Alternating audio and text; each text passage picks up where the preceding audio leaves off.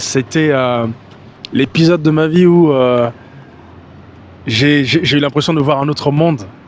Ou un autre toi peut-être? Un autre moi, tout à fait. C'était extraordinaire. Moi, j'ai vraiment aimé cette expérience-là. Et à refaire, je referais ça 10 000 fois s'il le fallait.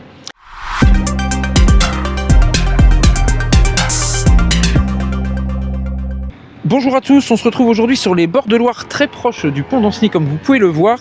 On va aller à la rencontre de deux mondes qui vont se croiser. D'un côté le quotidien d'un pêcheur, porté par des siècles de tradition et d'histoire. Et de l'autre côté la voix et la plume d'un artiste qui partage des émotions en musique. Aujourd'hui, rencontre avec Alvi Zamé. Salut.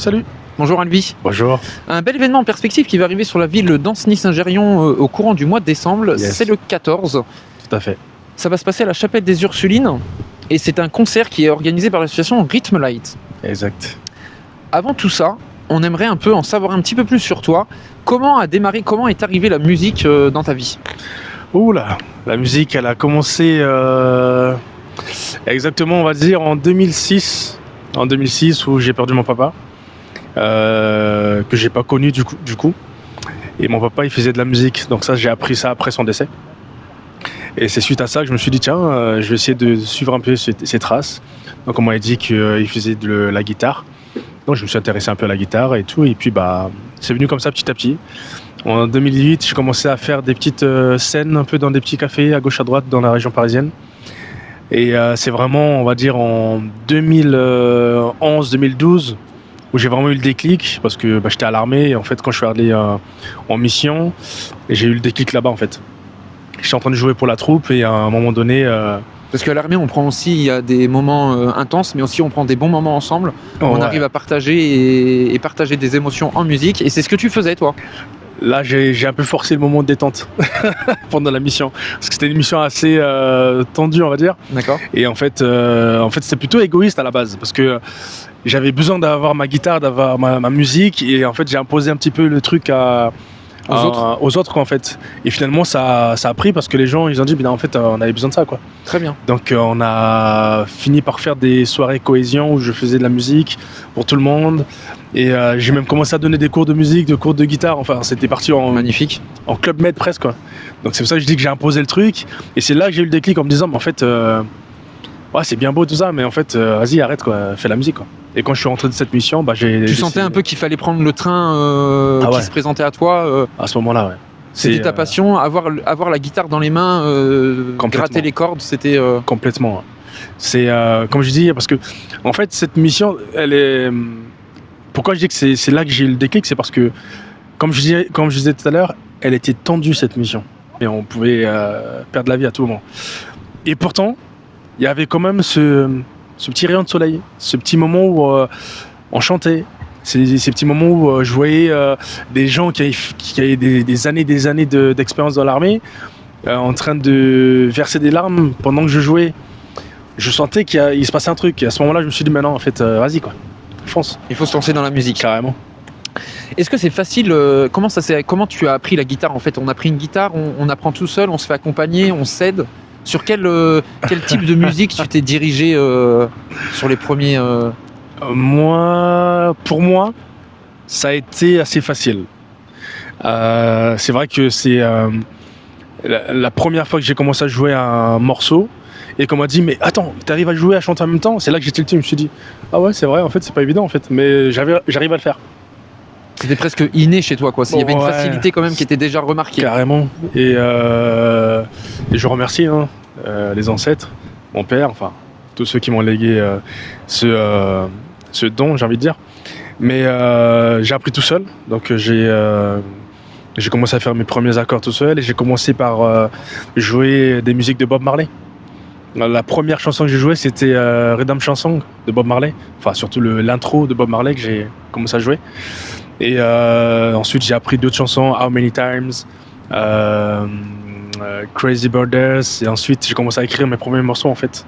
Donc j'ai commencé par Bob et ensuite écrire mes premiers morceaux et après c'est parti de là. Donc en fait au début on apprend et puis après on conçoit, on écrit soi-même. Moi c'est comme ça que ça se passe. De plus en plus plaisir. Ah oui, carrément. En 2015, Alvi, une belle étape quand même dans ton parcours. Ouais. Tu as été quart de finaliste à The Voice. Exactement. Une belle expérience The Voice. Une expérience extraordinaire. On rencontre de magnifiques personnes, j'imagine. C'est que dire, à part que c'était l'épisode de ma vie où j'ai eu l'impression de voir un autre monde, Ou un autre toi peut-être. un autre moi, tout à fait. C'était extraordinaire. Moi, j'ai vraiment aimé cette expérience-là, et à refaire, je referais ça 10 000 fois s'il le fallait. Pour en consulter un peu quelques-unes, on peut les retrouver actuellement sur YouTube, hein, tes prestations sur The Voice. On voit quand même, tu parlais de rayon tout à l'heure, c'est un rayon de soleil quand même qui a le micro en main et qui partage, qui transmet des émotions à travers la musique quand même. Je veux dire un truc par rapport à ça. Au début, quand je commençais à écrire mes premières chansons, je m'étais lancé un défi. C'était d'essayer de chanter les notices, tu sais, ce qu'on trouve dans les médicaments. Ouais. Mais de lire, mais en chantant, et en essayant de mettre de l'émotion dedans. J'ai commencé comme ça, en fait. D'accord. Je sais pas si c'est cet exercice-là qui m'a permis de mettre autant d'âme, entre guillemets, dans ma musique, mais je me rappelle que quand je faisais ça, c'était amusant pour moi, en fait. Et je pouvais dire pipi caca en me disant, je veux dire pipi caca, mais il faut que la personne en face l'écoute en disant, waouh, c'est beau ce qu'il vient de dire. C'est Pas si évident que ça. Hein. C'est pas si évident que ça, ouais. Et je me suis dit, tiens, je vais faire ça comme ça. Après, je sais pas si c'est ça qui a fait que aujourd'hui, dès que je prends ma guitare, que je chante, il y a ce rayon que les gens y captent. Est-ce que c'est juste quelque chose qui est inné? Je sais pas du tout, mais je sais qu'à chaque fois que je chante, j'essaie toujours de mettre toute mon âme, et puis je pense que les gens, ils ont cette faculté de ressentir ça, en fait, cette authenticité, en fait. On a l'impression que ça marche bien quand même à Alvi. Merci. Ce que je te propose ici, on est en plein cœur de la ville d'Ancenis-Saint-Géréon, et ton parcours est atypique. Merci. Je te propose d'aller à la rencontre d'un pêcheur de Loire sur la ville d'Ancenis-Saint-Géréon, et qui n'est autre que Pierrot Vivier. Let's go.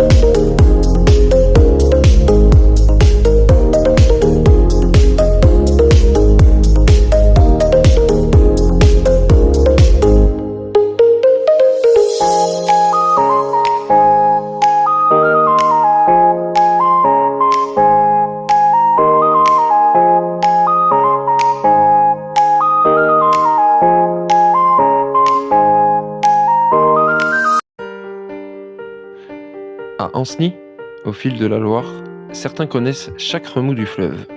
Et Pierre Vivier en fait partie. Pêcheur emblématique, il perpétue un savoir-faire transmis de génération en génération. Rencontre avec un passionné, un gardien du patrimoine ligérien qui continue chaque jour à faire vivre la tradition de la pêche en Loire. Avec amour, il nous partage son histoire. Le bateau que tu as vu tout à l'heure, il est ancré en dessous de la rabotière. Je ne sais pas si tu connais la route. Alors le filet, il est installé, c'est une ancre de 500 kg qui tient tout le filet. Et plus l'ancre de 500 kg, il y a un grand câble qui va amarrer dans un frêne à terre. Parce que le filet fait 10 mètres de large, qui prend en pêche en plein courant, et 5 mètres de haut, 29 mètres de long. Alors il faut 350 heures pour faire un filet. Tiens, me voilà, au millénaire, on passe chez nous en Ancenis, et on faisait un dehors. Tu vois le filet. Il a dit ce sera mieux là que... Là, les moules pour faire le filet, avec Monique. Ça fait ça les enfants. Ah mais c'est bien. Aiguille comme ça, sur une planchette. Okay. Sur la planchette, ça c'est le moule pour faire le filet. Ah, okay, alors on a installé sur une table, comme c'est une grande table. D'accord. Et puis là, il y a 29 moules. Wow. Alors ça fait 29 mètres de long parce que tous les mètres, on réduit de 20 mailles par mètre. Ok. Waouh. Ok. Ouais. Puis alors, ben, le filet s'en va en entonnoir. 197, oui. Lors de la descente des dernières glaces.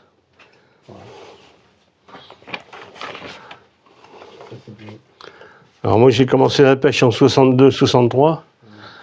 C'était une année de glace aussi. On était arrêté 6 semaines à terre. Puis la Loire empilée. Attends, là, j'en ai une que j'ai mis de côté aussi tout à l'heure, photo. Je l'ai pas trouvé. Est-ce que c'est tenable de rester 6 semaines à terre, Pierrot? Hein? Est-ce que c'est tenable de rester 6 semaines à pas terre? rien. Ah non, parce que pendant ce temps-là, tu pêches pas. Mais ce qu'il y a, les saumons, en principe, ils attendent pour monter. Ouais, ça Alors, j'ai pêché mon premier saumon dans le bras des brevets, à Drin, au filet barrage, le 16 février 63. C'est un fait marquant, ça, on oublie Oui, pas. on va le premier, puis on tient, tu vois, une ficelle. Le guido, je pourrais regarder là-dedans. Ça te plaît? Ah bah. Ce que je disais. Voilà, là, tout. La pêche, là. Mais vraiment, j'avais kiffé, là. Au barrage, filet barrage. Alors le poisson, tu vois, il suit le barrage, puis il vient se mettre dans un carlet. Et dans ce carlet-là, il y a 32 ficelles. Et puis tu sens la touche du poisson qui tape dedans. Tac, tac. Il faut tirer sur une autre ficelle pour déclencher le contrepoids qui est là. Le contrepoids il descend, puis le carlet se lève. Tu récupères le son. Ou les aloses. Les aloses, il y en a là, les aloses. Ça, c'est au printemps. Monique qui a vendu des aloses. Là, nous voilà tous les deux. Je crois savoir aussi que tu as fait la rencontre, le premier en Loire-Atlantique, d'un fameux poisson qui était méconnu. Silure, bah oui, on n'avait jamais vu, oui. Malheureusement, parce que saloperie. Ah ouais. On aurait peut-être dû se pencher un peu sur son sujet avant, non? Anticiper un peu, non? Pas spécialement. Oui, Pareil, il m'intéresse pas, mais je te dis franchement, ça bouffe tout. En fait, c'est ça la problématique de ce poisson-là, qui est c'est un prédateur. Et, Moi, le dernier que j'ai pêché au filet, parce que maintenant je pourrais plus les avoir, ces gros-là, parce que j'ai le droit à 3 engins à poisson, mais seulement la garde, elle est plus petite. Alors lui, il peut pas y rentrer dedans. Alors j'empêche, il fait 10 kilos au maximum, puis c'est tout. Ouais. Ouais. Ça, légalement, est-ce que c'est des poissons qui peuvent être mis à l'eau ou c'est plutôt Ah ben, s'en séparer? la loi n'est pas passée, parce qu'il y a les poissons-chats, on n'a pas le droit de les remettre à l'eau. Mais Donc ça, lui, le alors poisson-chat, qui est plus destructeur que le poisson-chat, le silure, ben, personne ne dit rien. Alors. Il y a des pêcheurs à la ligne qui en prennent des très gros et le remettent dans l'eau. Non. Oh là là. Parce que moi, je te dis, le dernier que j'ai pêché, c'était en 2016, que l'année que j'ai arrêté, là. Et ben, il faisait 2,40 m de long, 90 kilos. Et il a dégueulé, parce que je ne pouvais pas l'embarquer dans mon bateau. Alors j'avais amarré le filet à l'avant, là, dans la toiletière qu'on appelle, là. J'avais amarré avec une bonne corde en nylon, puis en route à descendre, les baliseurs montaient. Les baliseurs, c'est ceux qui s'occupent des bouées en Loire, là. Alors j'ai appelé, tout de suite ils viennent. Mais malheureusement, ils n'avaient pas leur téléphone, ça existait déjà, là, mais pour prendre la photo. Enfin bon. Parce que pendant que je descendais, il a dégueulé un saumon de 3 kilos. Il est resté dans le filet, là. Tout, il était pas en charpie, mais on voyait que c'était un saumon, quoi. Parce qu'il était en digestion, quoi. L'été, là, ils veulent supprimer l'anguille. C'est ridicule, parce qu'il faut voir ce qui a passé de petites anguilles, la civelle, qu'on appelle. Parce que chez nous, elles sont déjà noires. À Nantes, elles sont claires. Ouais. Après la pêche au guido, là, aux anguilles, c'était la pêche au lamproie. Alors maintenant, ils ont encore fait un arrêt là-dessus. Enfin, ça va pas être fermé, mais ils n'auront le droit, parce que nous, on commençait vers Noël, on mettait 2-3 nasses, parce qu'on savait que si l'eau était trouble, qu'elle est grainée, on appelle ça comme ça, nous. Mais quand elle est grainée, tu peux tenter une nasse et tu es sûr d'en pêcher. Les premières, puis elles sont bonnes. Puis la cuisinière elle connaît faire ça avec de l'anjou rouge. Oh bah c'est pro. En fait, c'est un travail d'équipe, on voit, ça commence Elle à a la son pêche, importance, Monique. à l'installation. Je suis. Ah ben, Ils sont compris, ils sont Monique a amené le bateau à Gournay, qu'on appelle, toi, au moteur. Puis là, j'avais un treuil que j'ai vendu à Arnaud, mon remplaçant. Alors, tu vois, ben tiens, là, le treuil. Tu vois.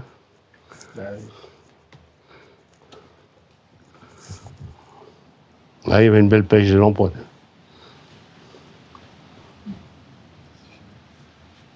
Et tout à l'heure, pour revenir sur la période la délicate en hiver qui a dû vous bloquer en fait, parce que c'était pas volontaire, Oui. là, c'était pas voulu, Non vous bloquez à terre. Qu'est-ce qu'on fait pendant ces moments-là justement? On s'occupe du matériel, on vient. Bah, Parce que on casse les glaces autour du bateau. on regarde puis, la situation de près. Et puis, ouais, puis on gueule sur les quais avec tous les gars. Ben, oui, bon. On passe surtout de bons moments. L'été, est-ce que l'été, c'est une période propice à la pêche ou est-ce qu'il y a un moment dans Ah ben l'été, c'est la petite pêche. Tiens, au filet coulant, tiens, comme ça, là. Je pêche la pêche au mulet, là, c'est ça, mais j'en ai pas de photographier, mais... Au filet coulant, dérivant. Là, tiens, me voilà la pêche au saumon. Hein. Mais assis, je te disais que je sens une ficelle. Oui. Je tiens le faisceau de ficelle, Oui. puis tu sens vibrer le poisson, tu tires sur l'autre, celui-là, une autre corde, qui déclenche le contrepoids, puis... J'avais mon premier, son grand-père, il pêchait avec nous à Monicle. Il était matelot avec nous. Quoi. Alors, il m'avait payé un café sur une tablette qu'il y avait là. Ben, le café, il a volé dans le milieu de la place, mais j'étais nerveux.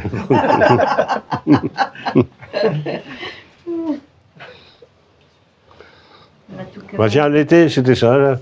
La pêche aux bosselles, là, je suis J'aime bien au-dessus. cette photo-là. Donc ça, les bosselles, on les met en Ouais, place. tu vois, c'est ça une bosselle. Oh, je les mets 6 par 6. On est capable de les changer de place en cas de crue ou quoi que ce soit. Ah Mais bah. sinon, c'est quelque chose qu'on vient lever constamment. Bah oui, Le matin. oui, avec mon croc.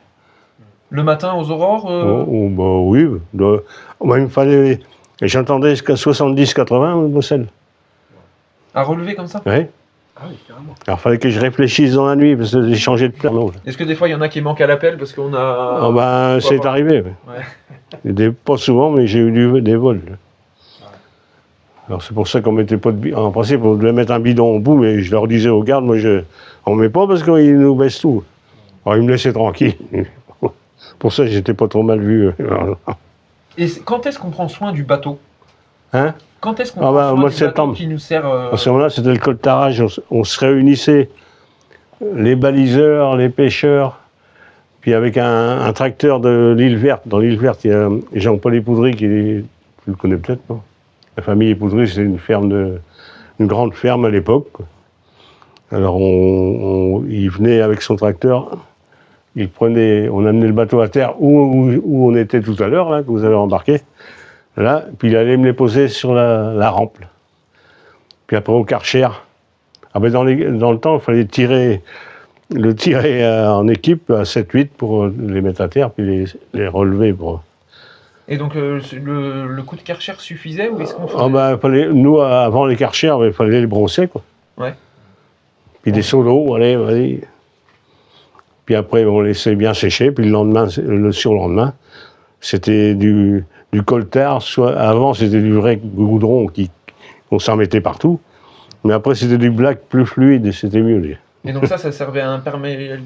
Ça tenait le bateau. L'autre coup, il y en a un de ces années-là qui est resté, il a coulé au ponton. Si on retourne là-bas, je le verrai. Parce qu'il n'était plus entretenu, puis c'est tout.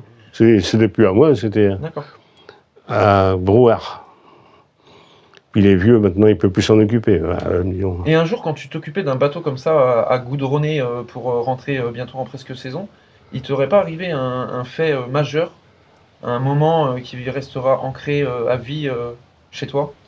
Personne qui t'est chère et qui t'accompagne assez souvent dans ton quotidien, lors de ces fameuses goudronnages de bateau? Tu veux dire quand on s'est vus, qu'on est tous les deux là? Ah oui, Monique, elle venait avec sa maman, puis sa sœur. Elle avait rincé le linge de... On allait à la Loire. À la Loire. Joindre l'utile. Puis nous, on était avec Coltarel Guido, avec son grand-père, justement, qui pêchait avec nous. Là.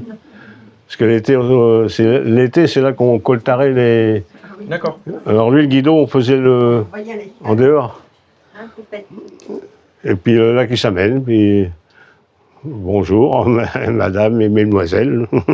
Ça va bien. Mademoiselle On a qui est trois. devenue madame maintenant Ouais. aujourd'hui. Enfin, j'ai connaissais son père déjà, qui avait été pêcheur. Ça a facilité un peu les... Après, il avait travaillé au sable. Mais dans le quartier Saint-Pierre, il y avait des sabliers qui étaient là. Puis après, c'était son oncle, Jean Bricard. C'est la famille Bricard. Alors, puis elle lui a demandé à Marcel, c'est Marcel qui s'appelait le grand-père. Qui c'est donc ça? Elle a dit, c'est le fils du patron qui t'a dit. Puis voilà. Puis après, on s'est vu et revu, puis voilà. Et ça s'est bien passé. Après, j'étais à l'armée, puis en rentrant de l'armée, on s'est mariés. Puis... Voilà. Une belle histoire d'amour. Une belle Oui. histoire d'amour qui continue encore aujourd'hui. Mais on le voit à travers ça, à travers la pêche, c'est vraiment un travail d'équipe et c'est un travail passion en fait. On est, c'est un métier passion, si tu veux. Un respect, le respect. Est-ce que Monique, c'est, je dirais pas dur, mais est-ce que ça a des un pêcheur, est-ce que vivre avec un pêcheur, c'est agréable de vivre avec un Ah oui, oui, pêcheur? oui, bien sûr. Mais c'était la Bah, pêche faut aimer ça. Guido. Enfin, Ah, cette bah oui. pêche-là, là. C'était dur la nuit, L'anxiété. parce qu'il faisait toutes les nuits qu'il fallait...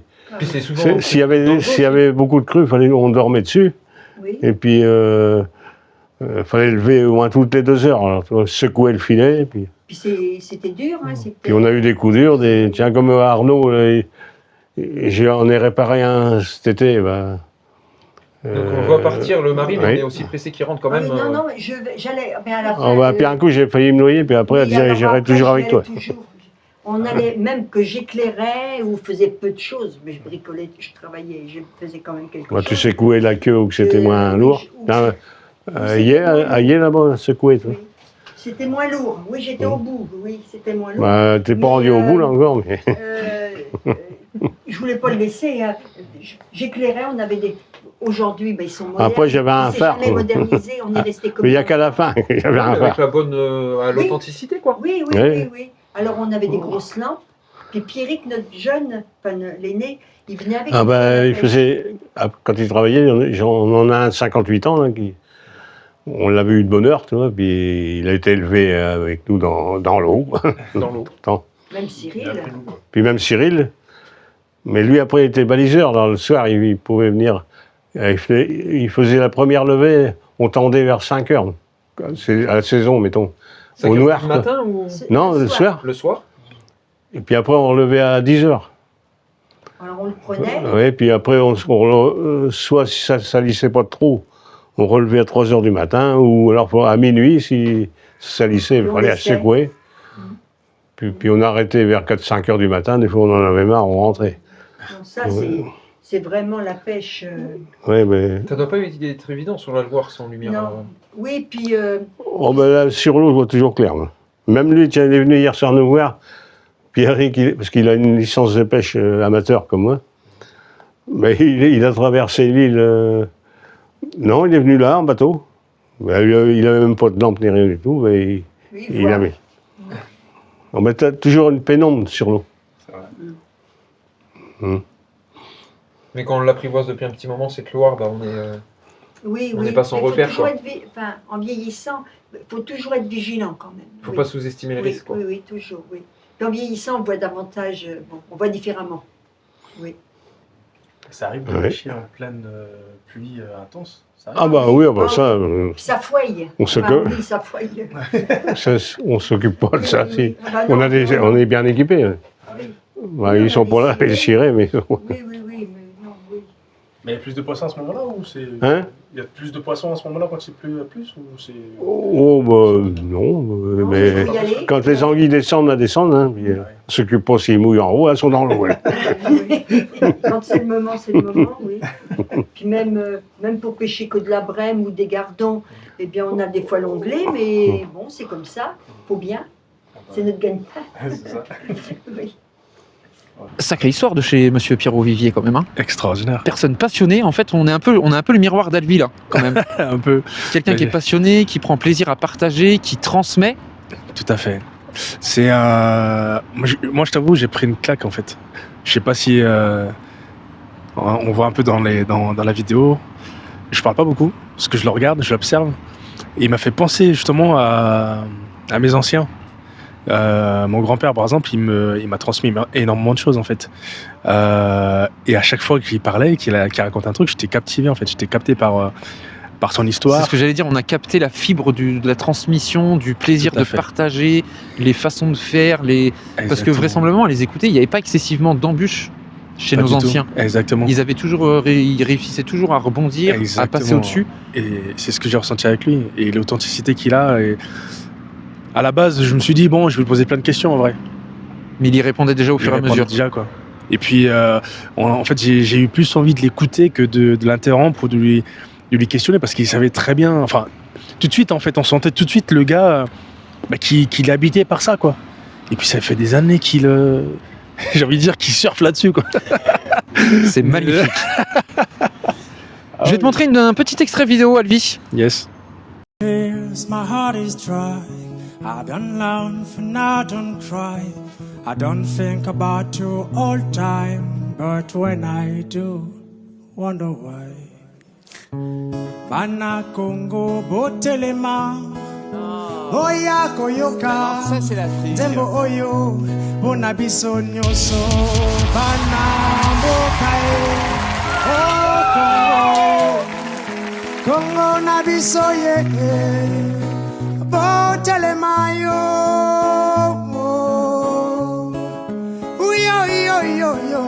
nazali koyemba,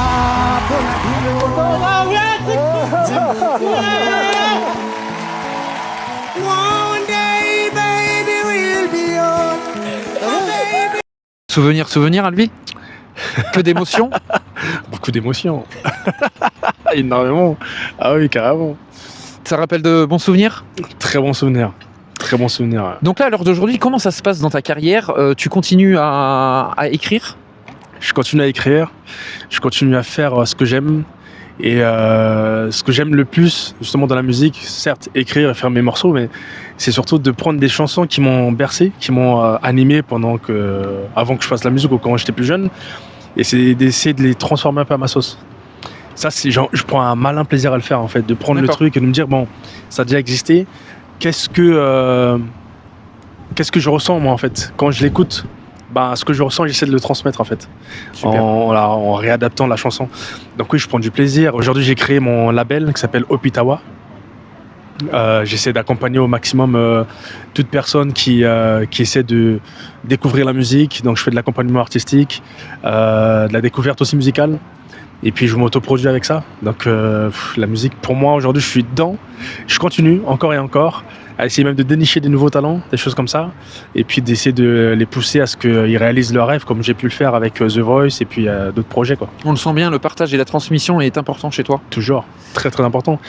C'est important parce que C'est l'histoire. c'est l'histoire et moi-même, on m'a transmis ce truc. Et je peux pas le garder pour moi, en fait. Donc je me dis, faut donner. Faut en faire des petits. Ah, exactement, faut donner. Et, comme on dit, faut donner, quoi. Faut donner, c'est cadeau. Quand tu parles de production, tu as l'habitude de te produire dans différents endroits. On te retrouve quand même souvent dans des endroits intimistes. C'est une volonté? Ouais, ça c'est un choix.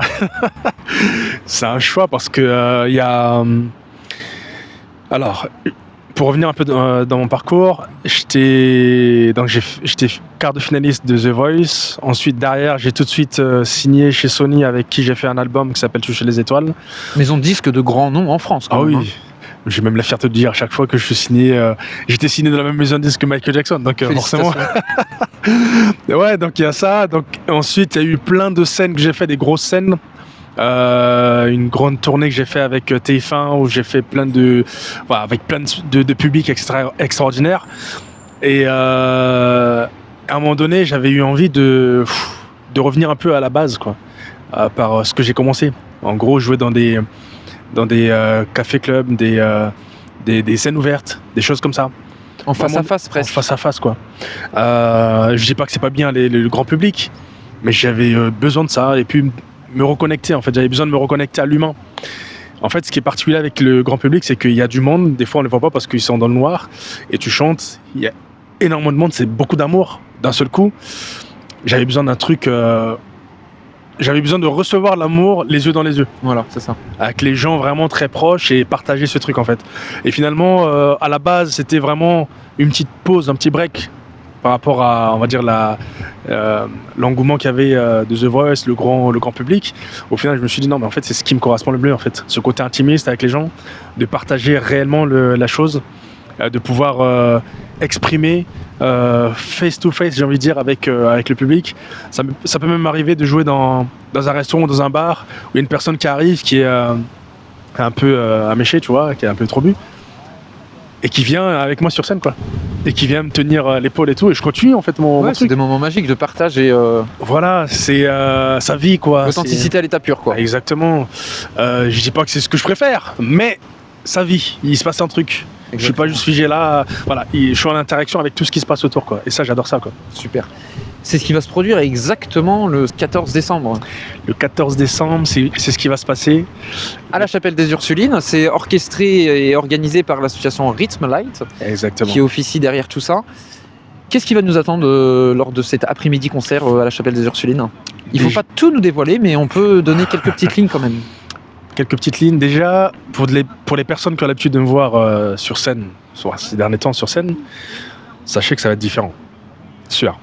Parce que là, je vais essayer de proposer un format. Je vais essayer de raconter mon histoire en musique. En gros, toutes les chansons que j'ai pu reprendre ou toutes mes compos que j'ai pu faire, je vais raconter le pourquoi du comment est-ce que je l'ai fait. Et tout ça, en fait, je vais raconter une petite histoire, je vais chanter la musique, une autre histoire, musique, etc., etc., etc. Histoire que les gens qui vont me découvrir aussi ce jour-là, qui sachent qui je suis en fait. Parce que des fois, derrière un écran, on voit un artiste, ok, on est touché, ça s'arrête là. Mais là, j'ai envie de partager un peu plus. J'ai pas non plus envie de dévoiler ma vie privée, mais de partager ce côté où, voilà, je fais la musique, pourquoi je fais la musique, et les musiques que je fais, pourquoi je les fais. Toutes les différentes étapes qui ont contribué à ta... Exactement. J'en dis pas plus, mais Très ça va bien. être ça, quoi. Vous l'avez bien compris, en tout état de cause, un beau voyage musical vous est proposé à la Chapelle des Ursulines. On vous met le lien des réservations en commentaire. On n'a plus qu'à s'y attendre tous ensemble là-bas. Merci Albi pour cette belle entrevue. Au plaisir, merci. À bientôt. À bientôt. Mélissa, bonjour. Bonjour. Belle rencontre aujourd'hui. On veut l'artiste Albi Zamé et d'un pêcheur emblématique du pays d'Anceny pour annoncer un bel événement en perspective qui aura lieu le 14 décembre, le dimanche 14 décembre à la Chapelle des Ursulines. Événement qui a été organisé par l'association Rhythm Light dont tu fais partie, tu es la responsable communication. C'est ça, exactement. Donc plus de 2 ans d'existence pour l'association. Le but de cette association-là est d'accompagner les artistes sur leurs événements. Oui, c'est ça, exactement. Alors, soit sur la lumière, donc on les éclaire, on les met en scène, enfin, après ils savent se présenter. C'est important de contribuer à mettre un artiste en scène comme ça. Les lumières jouent beaucoup sur un événement. Oui, tout à fait. On voit la différence, donc soit pour des musiciens, pour des danseurs aussi, on voit vraiment la différence.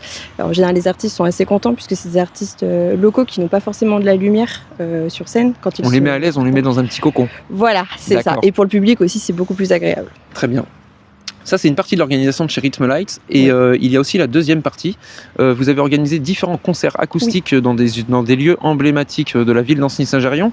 Oui. Vous n'êtes pas en reste parce que ça continue. C'est ça, exactement. On a commencé donc l'été dernier à la Chapelle des Ursulines au mois d'août. Qui était content, nous aussi on était très contents, le public était là aussi. De beaux événements. Voilà, c'était une belle surprise, la chapelle, une très belle surprise et on continue. Donc là, ça au mois sera de décembre. l'artiste Albi. Comment on procède pour réserver ces places? Je crois que les places sont limitées. Oui, c'est ça, on est limité à 99 places, donc soit sur le site internet rhythmlight.fr. On vous met le lien en commentaire. Sur nos réseaux sociaux également, donc on a une page Facebook, une page Instagram, on va publier là régulièrement sur le concert. Les différents partenaires autour de cet événement. Voilà, exactement. Et puis sinon par téléphone, sur l'affiche également. Donc concert acoustique, deuxième partie, et la dernière et troisième partie de chez Rhythm Light. G7, donc on fait depuis le début sur de l'animation musicale, familiale, des mariages, des anniversaires. Quand on dit DJ set, c'est un DJ qui se déplace ou on vient mettre mettre des dispositifs, des outils à disposition? C'est un DJ. Donc C'est un DJ. c'est le président et du coup une des personnes, président et trésorier, pardon, qui gèrent. Qui viennent, qui interviennent et qui organisent en fait la soirée. On a des rendez-vous en amont pour se programmer sur la Exactement. checklist. Pour savoir ce qu'ils aiment. Ils font de tout, mais pas forcément du spécialisé. Donc c'est l'occasion d'échanger avant, de savoir ce qu'ils veulent, puisque la musique, on a plein. Il y a plein de styles différents. On est capable de s'adapter chez Rhythm Light, mais Exactement. on prend en avance et on s'organise pour que Tout à la fait. fête soit agréablement bonne. C'est ça, exactement. Et puis des petites surprises aussi en live, puisqu'ils sont aussi musiciens. Donc souvent, il y a des petites surprises. Très bien, on aime les surprises. Vous l'avez bien compris, toujours des moments de bonheur avec Rhythm Light. Si vous souhaitez en savoir plus, on vous invite à vous rendre directement sur le site internet www.rhythmlight.fr. FR. Merci Mélissa. Merci.